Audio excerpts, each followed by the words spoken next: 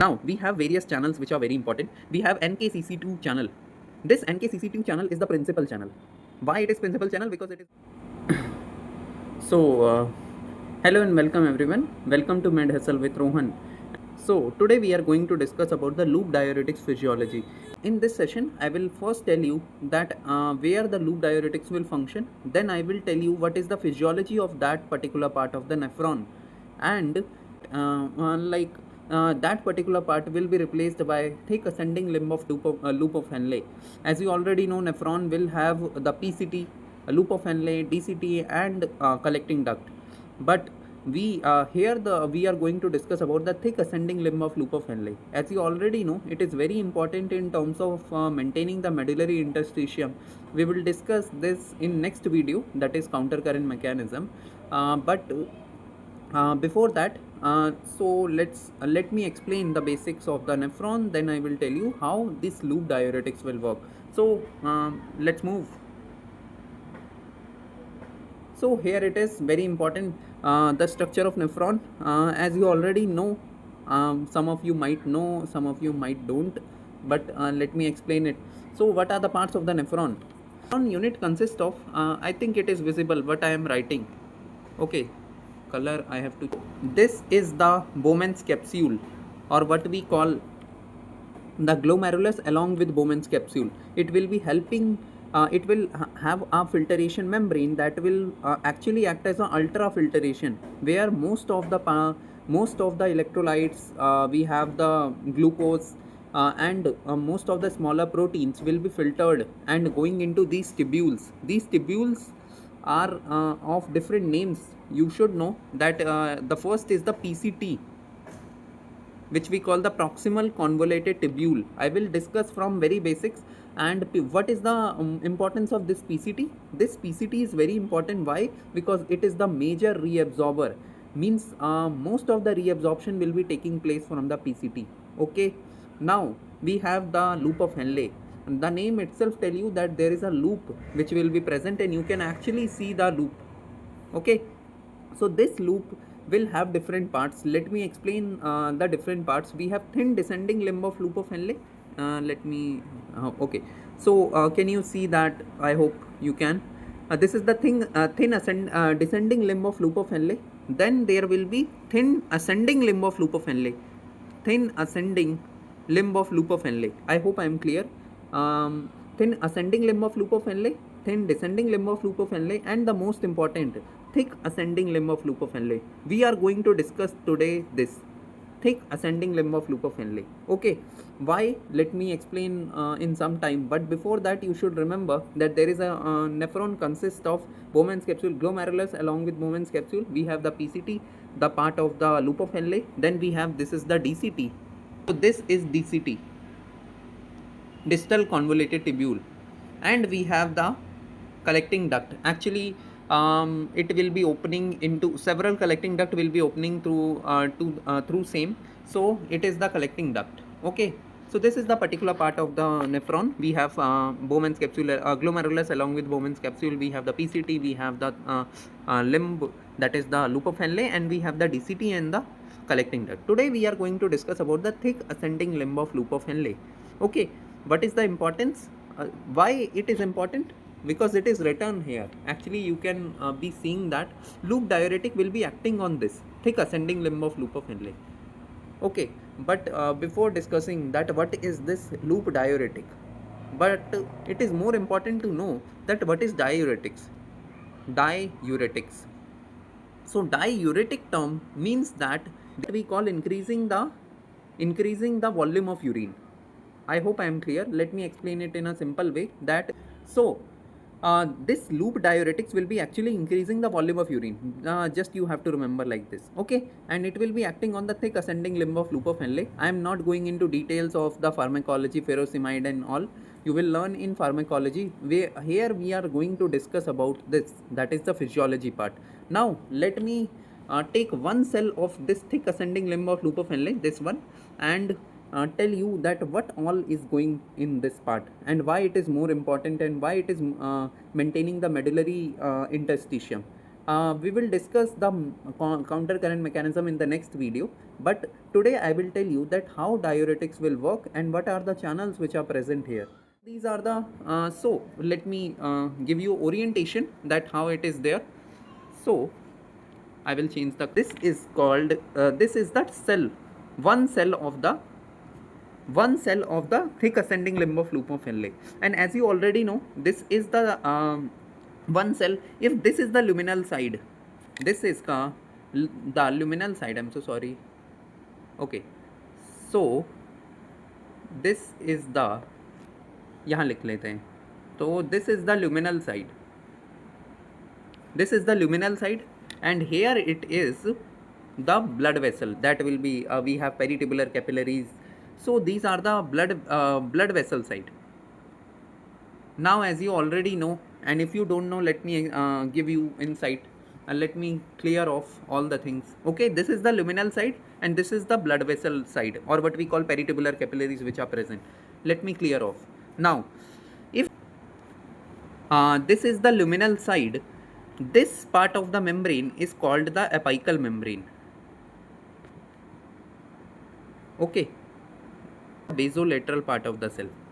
I hope I am clear. B for basolateral side, and we have the blood vessel.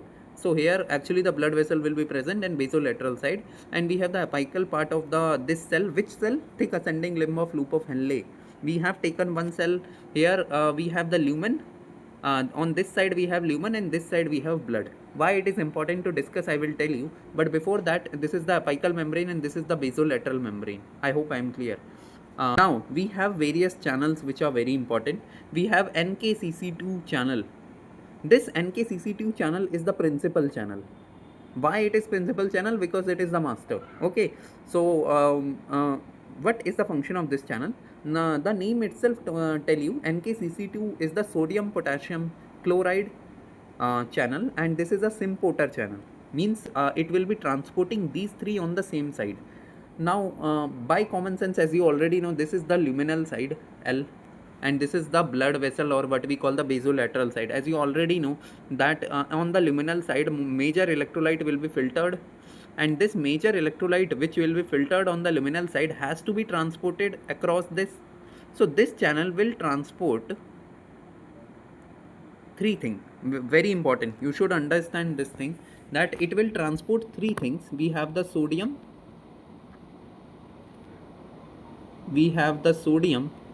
then we have the potassium.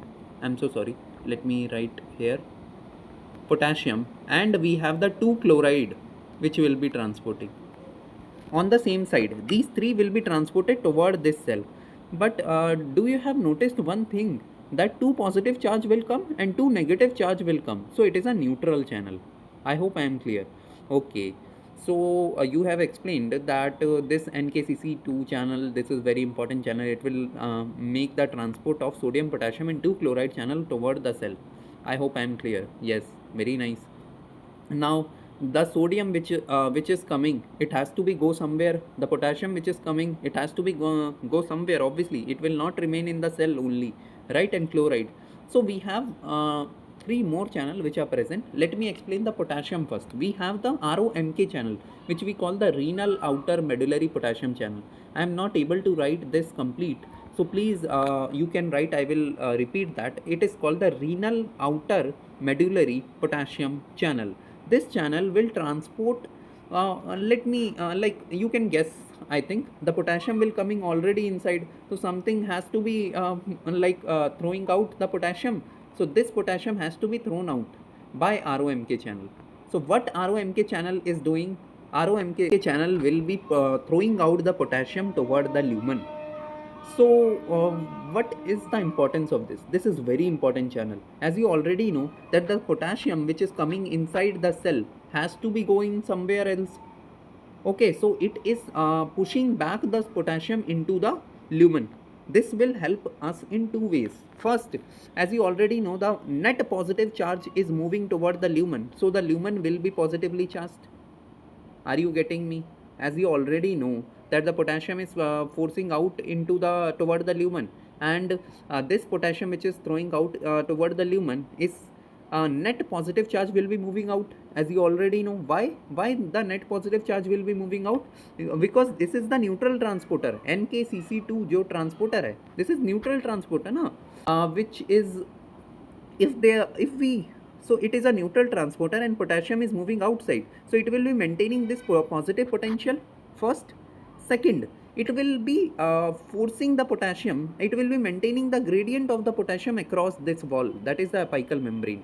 The apical membrane gradient, potassium gradient, is maintained by this channel only. Okay, so I hope I am clear. Now let me explain the two channels which are present on basolateral membrane. That is very much important. Our favorite channel, sodium potassium ATPase pump. Please don't forget that it will throw out the 3 sodium out of the cell and 2 potassium inside the cell. Now you will understand that this sodium potassium, let me clear off. I hope you have noticed, or what we call the noted down everything. So let me clear off everything. Okay, I hope I am clear. Okay. So, if we just think that this sodium potassium ATPase will actually do what? Sir, it will actually causing the 3 sodium to move outside. Oh, sorry. So, 3 sodium to move outside and 2 potassium to move inside. Isn't it? Now you will understand the importance of ROMK channel like your mother in your life. Yes. Why? Because ROMK channel is very important here. This ROMK channel will not only transport the potassium which is coming to by the NKCC channel, but it is also transporting the potassium which is coming from the sodium potassium ATPase pump. Isn't it? Yes. Yes, you are correct. I am getting. So ROMK channel is very important. Okay. Now a sodium potassium ATPase is also done. Why it is important, sodium potassium ATPase? Because the sodium which will be coming by the symporter, as you already know, it has to be transported back into the blood. It will be done by the sodium potassium ATPase. Now one person is already like he is feeling neglected, that is chloride is feeling like I'm neglected. This NKCC channel is also transporting the 2 chloride. Okay, this 2 chloride via this pathway, this NKCC into the cell, it has to be transported outside because chloride will not be able to accumulate inside the cell. It through, there is one channel which are present on which side? You know, yaar, it is the basolateral side. This chloride, one chloride is transported toward the blood through basolateral membrane by very important channel which we call the chloride channel of KB variety. It will be called the chloride channel of KB variety. KB is very important. Why? Because this has Barton protein. What is this protein? What is this, yaar? So chloride channel will transport the chloride, but to attach to this membrane, Barton protein will help.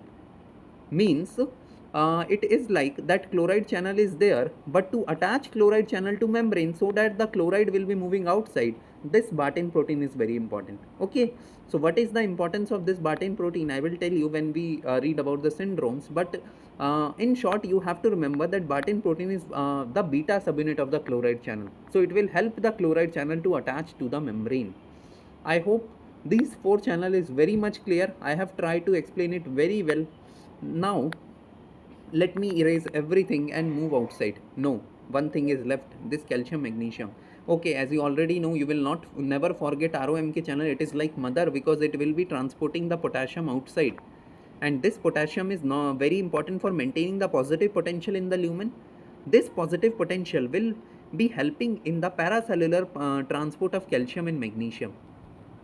Sir, I am not understanding why this calcium and magnesium hell will be transporting back in toward the blood through paracellular, because it is positive and it will be pushing the calcium and magnesium through paracellular pathway, a paracellular transporter, so that it will be going into the blood. Now there is one important data which you have to remember. It is like you have to remember that the calcium majorly it is reabsorbed from the PCT.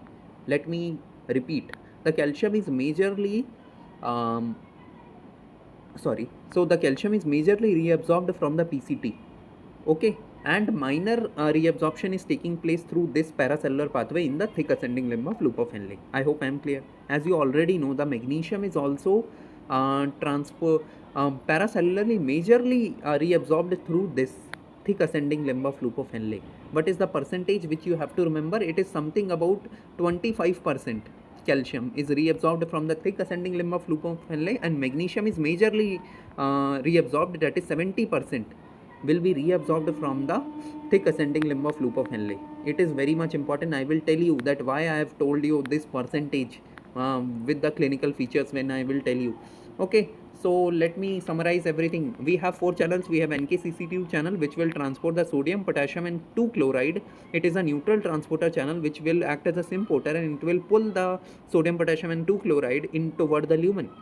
We have ROMK channel that will be pushing back the potassium outside the cell, that is from the cell toward the lumen. We have the sodium potassium ATP is universal. As you already know, it will be taking care of the sodium.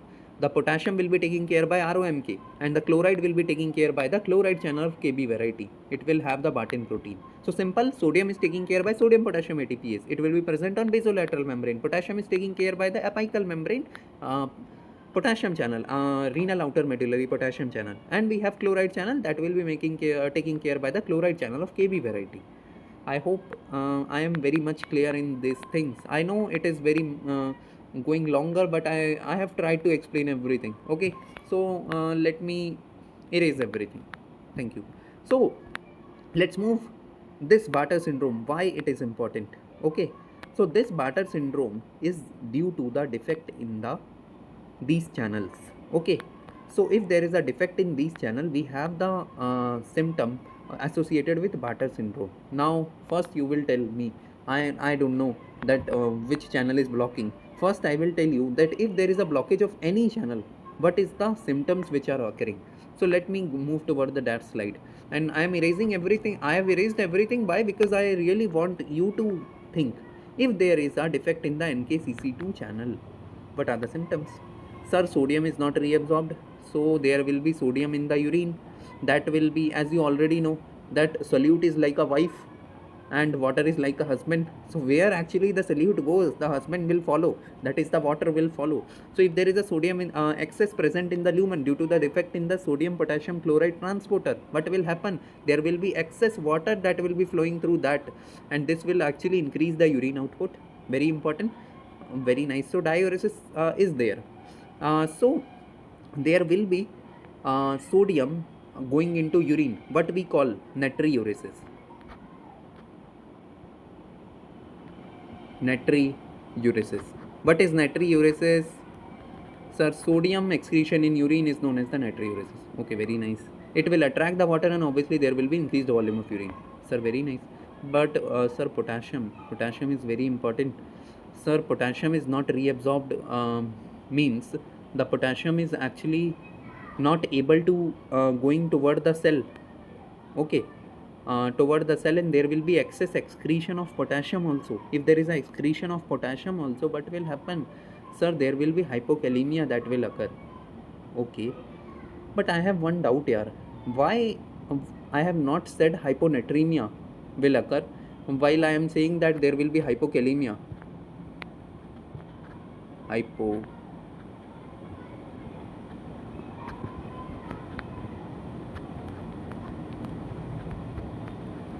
Why there is a hypokalemia? Natriuresis, why there is a hypokalemia that will occur? Why there is no hyponatremia? Because the sodium majorly is reabsorbed from the PCT. 67% reabsorption is taking place from the PCT. So we will not have the symptom of hyponatremia, but the potassium is reabsorbed from, means the potassium is actually maintained by this kind of thing. So there will be hypokalemia that will occur. Okay, very nice. Now, so we have the potassium, sodium.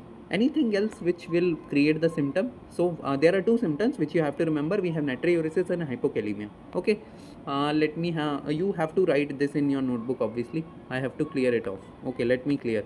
Now, if there is anything that will be transported, yes, our favorite calcium, magnesium, they will find very difficult to transport through paracellular pathway. What is meant by paracellular? I forgot to tell you. Paracellular, that is in between the cells, or what we call the space around the cell. Okay, so I have already told you one number, that calcium is majorly 25% reabsorbed from this part. So do you think there will be symptoms of hypocalcemia that will appear if there is a defect in the reabsorption? First question, sir, why there is a defect in the reabsorption? Because the ROMK channel, the mother channel, is very much important to produce the positive potential, as the potassium is not sodium and potassium is not reabsorbing, so the positive potential will not be there. And if there is no positive potential, what will happen, sir? This positive potential will push the calcium and magnesium to for the reabsorption. But this positive potential, if it is not there, the calcium and magnesium will not be reabsorbed, and this calcium magnesium not reabsorbed will be a serious concern. Calcium is reabsorbing 25%. If there is not reabsorption of calcium, 25% calcium, do you think there will be symptoms of hypocalcemia? No, because the calcium is majorly reabsorbed from the PCT. Okay, our favorite like the part of the tubule. Then magnesium is very important. Why? Because 70% magnesium is reabsorbed from this part. Then there will be defect in the magnesium in the blood, so the person will be having hypomagnesemia. So what are the symptoms, sir? I forgot. Sodium natriuresis or diuresis. Along with that, we have potassium hypokalemia. Very nice, sir. We have calcium. It is not causing hypocalcemia, but it can occur the calciuria. Okay, so there will be calciuria along with hypomagnesemia. So let me explain 4 symptoms which you have to remember when there is a defect in the NKCC2 channel, and this channel is blocked by the furosemide, which is a loop diuretics. So when there is a blockage, we have natriuresis, we have hypokalemia, we have hypomagnesemia, and we have calciuria. Why there is no hypocalcemia? Because the major calcium is reabsorbed from the PCT. I hope I am clear. These are very important. You should please watch it again if you find it difficult. I will try to explain. Okay, I have tried to explain. Sorry. So let me finish it. So there are 4 symptoms which you have to remember now. So I have removed it from this, and let us move toward the Bartter syndrome. Bartter syndrome is a defect in the NKCC2 channel and other channel as well. We will read about it in the medicine, but I will tell you there are type 1, type 2, type 3, type 4. Okay, type 1 will have the defect in the NKCC2 channel. Okay, type 2 will have defect of what? So the type 2 will have defect of ROMK channel. ROMK channel, the mother channel, which is very much important. Then we will have type 3, which will have the chloride CLC, chloride channel defect. Okay, and type 4 will have defect of Bartin protein. Bartin protein. So first we'll have defect of sodium potassium chloride symporter, ROMK. Then we will have the like chloride channel, and we have Bartin protein. Now you have to understood this thing, that all have a same symptom. What are the symptoms? That the sodium potassium chloride is not reabsorbed ultimately. So what are the symptoms? Sir, natriuresis. Sir, natriuresis along with diuresis, but there are many other things. We have hypokalemia due to the potassium reduction in blood. We have hypomagnesemia along with calciuria. These are the 4 symptoms which are always present in Bartter syndrome, whatever be the defect. But there is a very important thing which you have to remember, that type 1, type 2, type 3 and type 4, these will have the, type 4 will have the another symptom. Okay, but today I am not going to discuss, because it is the part of medicine, and obviously you will I have made that homework to you as well. So you have to remember there are 4 symptoms which you have to remember: natriuresis, hypokalemia, hypomagnesemia and calciuria, that you have to remember with the Bartter syndrome. I hope I am clear. So let me clear off everything. Now question of the day. So before that, I will summarize everything. We have discussed about the loop diuretic that will be blocking the sodium potassium chloride channel. So through sodium, it will be reabsorbing the sodium potassium and 2 chloride. That is a neutral transporter, co-transporter, that will be transporting the sodium potassium and chloride, and this will actually maintain the medullary interstitium. We will discuss that in our next video when we will discuss about the counter current mechanism. But before that, you should understand that if there is a defect in the NKCC channel, or there are many channels, we have sodium. If it is not reabsorbed, it will cause the natriuresis. Natriuresis, what is meant by natriuresis? Or so excess sodium in urine. Very nice. It will cause the sodium is like electrolyte, like a wife. So husband will follow, water will follow. Okay, then don't take it seriously. Okay, so we will have the sodium, we have potassium. If there is excretion of potassium, it will lead to what? Hypokalemia. Okay, very nice. Then we will have, okay, but we have calcium and magnesium that will be also reabsorbing. And as you already know, the maximum calcium is reabsorbing from the PCT. So the defect is not seen in the blood, it will be seen in the urine. That is calciuria. And there will be hypomagnesemia that will be seen in the blood due to major magnesium is reabsorbed from thick ascending limb of loop of Henle. I hope I am clear. That's all. And loop diuretic will have one example, that is furosemide. Okay, so we have two questions of the day. Why NSAID reduce the antihypertensive action of the loop diuretics? As you already know, this question is actually pharmacology part, and if you are the first year student, obviously it will not be very much important for you. So I will say that you should not solve the first question if you are first year student. But second question is obviously the part of the first year curriculum. If you are a very good student and you want to learn from the depth why there is a sensory neural deafness seen in mutation in Barton protein. But before that, you tell me yaar ki Bartter syndrome, which part is there is a defect in the Barton protein? Type 4. Yes. So why there is a sensory neural deafness? I will make a small video of this thing, but please comment this answer, okay, because it will help you to actually understand things deeply. Okay, just not going through the lectures and obviously pass in the exam. So it will help you to understand. And first question is actually the pharmacology. If you are a second year student, you should know that why NSAID reduce the antihypertensive action of the loop diuretics. Okay, so I hope I am clear in this, and I am waiting for your answers. Obviously you should always comment the second question as well. And if you are a second year student, you have to comment the first and the second both. Okay, that's all for today. And in the next video, I will actually tell you about the counter current mechanism that is important for the physiology. And this session is actually a physiology and pharmacology integration type. But I will separate the physiology part and the pharmacology part in the video, because the first year student are not able to understand that thing deeply. So we for superficial thing you can actually watch it. Okay, so that's all for from my side, and have a nice day. Oh, sorry, I forgot. Please don't forget to like, subscribe, and share. Till then, bye bye.